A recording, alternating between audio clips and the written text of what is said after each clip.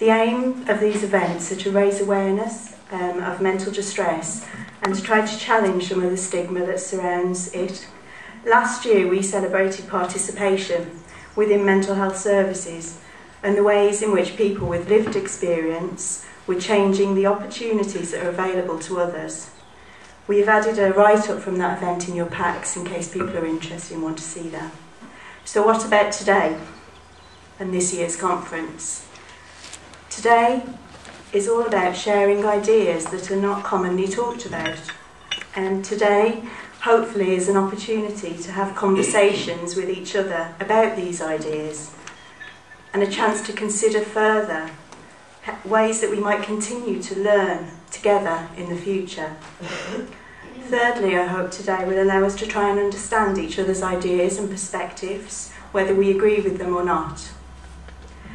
So sharing ideas that are not always commonly talked about. People come to DIY because they want to learn more about the changes they are looking to make in their lives, the choices that are available to them.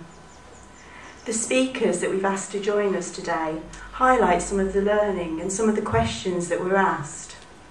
This learning has led us to explore many ideas and perspectives that are not always the ones that we come across in the mainstream. And many of them do challenge the conventional wisdom that surrounds mental distress. Questions like, are there other ways of understanding my experience of mental distress that do not start with illness? What are the links between mental distress and trauma?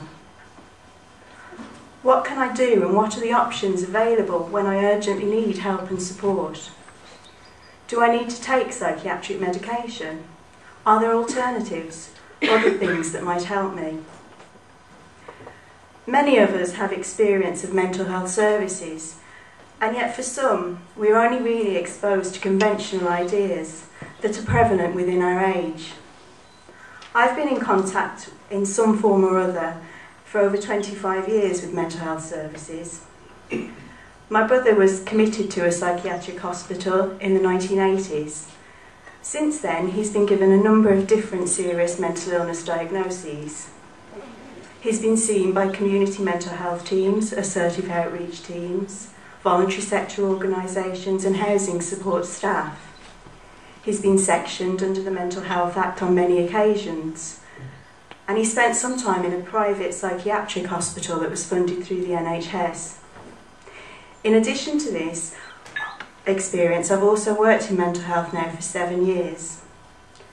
During these 25 years, my own experience has shown me that the majority of the information, the services and the ideas that have been available to me and my family have been founded on very conventional ideas of mental distress. One of them tells me that mental distress is caused by illness, but that the information, the research and the evidence hasn't quite proved that yet. Much of the information has told me that psychiatric medication is treating this illness, just as insulin treats diabetes. It seems that much of this conventional wisdom is based on the idea in the question, what is wrong with me, what is wrong with you, rather than potentially asking, what has happened to you? These experiences have led me to ask more questions about the conventional wisdom and seek out other ideas. This afternoon we'll be exploring whether we can measure somebody's recovery. DIY project uses recovery as a way to describe its approach. But we often taught that recovery is different for all of us. And so how can we measure success if it is different for all of us?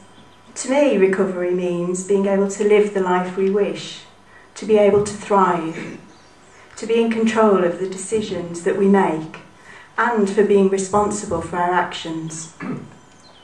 However, this is just one definition.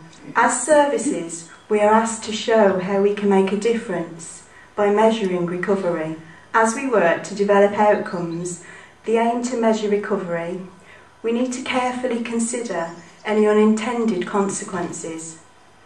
We do not want to develop outcomes that direct people in directions that allow us to measure the success of our services, but no longer have meaning to the person that's trying to build their life.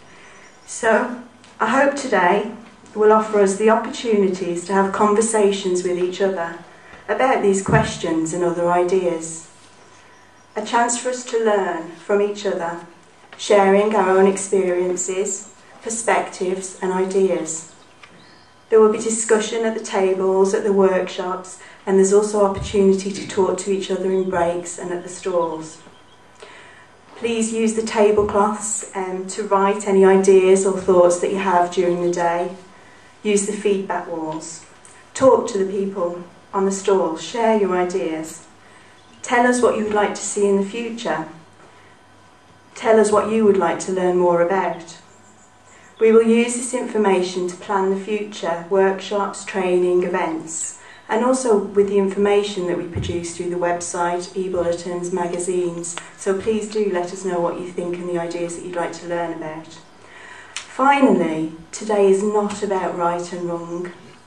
We're all different and we all come to make sense of our worlds and to understand ourselves in unique ways. Today is just about exploring those ideas.